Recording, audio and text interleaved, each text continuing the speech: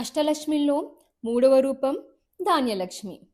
ఆహారం మరియు వ్యవసాయంలో సమృద్ధిని ఇస్తుంది. పూజ పూర్తి అయ్యాక కలశాన్ని బియ్యం డబ్బాలో ఉంచుతారు కొందరు. దీని ద్వారా ఇంట్లో ధ్యానానికి కొలువు ఉండదు అని భావిస్తారు. నాలుగవ రూపం గజలక్ష్మి.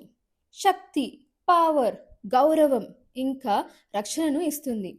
ఈ దేవి పటం చూస్తే ఏనుగులు వర్షం కురిపిస్తున్నట్టు ఉంటుంది కదా. ఏనుగుల వర్షం సంపదను ఇంకా పవర్ని సూచిస్తుంది.